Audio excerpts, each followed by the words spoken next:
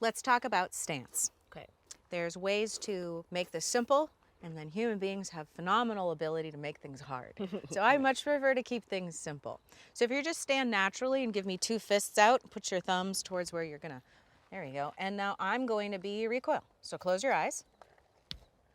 Do you feel that in your shoulders and pushing you back at your waist? Yep. All right, now let's try to take that away. 9mm isn't, which is going to relax. 9mm isn't going to knock you over. Yeah. But if you do a shoulders back, hips forward stance, give that a try. We're going old school movies here, right? Yeah. Now close your eyes so you can feel the difference. Feel it now. It could push you over. Yeah. So we don't need that in our life. You're a big kid. This is a big kid thing to do. Yeah. My 12-year-old does this and she's fine. How does she do it? She lets the energy flow through her. So we want to position our body in such a manner that the energy just gets dispersed, not trapped in a joint or the hips, the shoulders or the hips, and then sending your weight to your heels. Right. So I like to teach people the stance dance because it's funny. They remember it and you Okay. can recreate it or rebuild the stance the same way every time. So go ahead and bring your feet together. Now, we're right-handed shooters, Yep. so traditionally we put our firing side foot back. So the way we're going to do this is you're going to raise your right toe, pivot off that heel, make 90 degrees. Now you're going to come up off that right heel and then straighten that foot back out and lay that heel down. Now you are your 1 foot width between each feet, which puts the heel of the front foot right under the hip joint. Yep. On the left side, and the ball of the back foot right under the hip joint on the right. Yeah. Now for me, I'm not listing to one side, weights distributed evenly, which is what we want. But this is kind of narrow to me. It feels a little tight. Yeah, a little bit. So if I see where my pinky toe is, I can step out 1 foot width. And that ends up becoming a comfortable, balanced Yeah. position. Yeah. Now, what happens when people are too narrow is they sway side to side.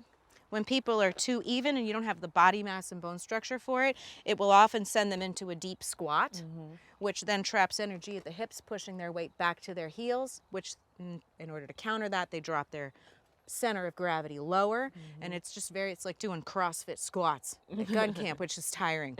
So Sure. I would like to not have that experience at the range, Right. and I'd like to stand comfortably and naturally. So for me, this is the method I use to build a natural, comfortable shooting stance that's consistent, Yeah. is performing the stance dance. The stance. I So like now, this. yeah, it just makes you giggle, which means you'll remember it, right? Yeah, So now definitely. stand real tall like you're gonna meet the queen, and just be gentle with the knees, soft knees. Right? We're not putting a bend in them, we're just being gentle with them.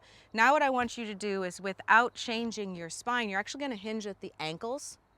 I want you to bring your heart forward till you feel your toes work to hold you up, then push your heels back down. So now your heart is forward of your hips. Now push your fists out. Close your eyes.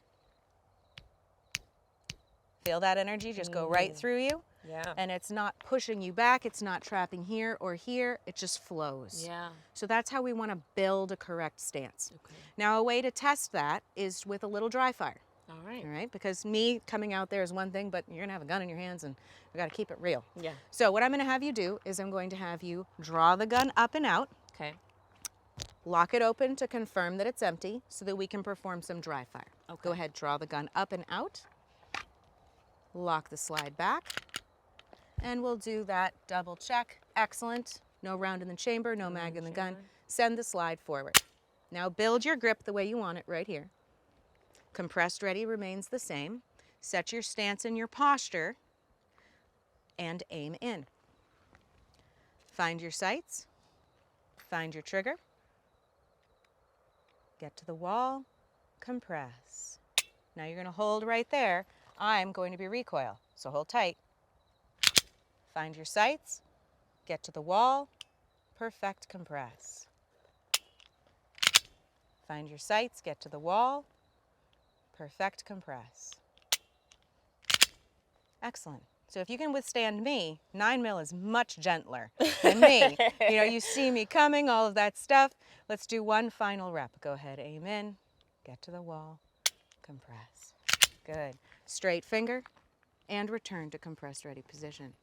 So building the stance is one thing. You can work with a buddy to do that recoil or racking exercise, and the sight should stay where it needs to be, and your body should support keeping the sight where it needs.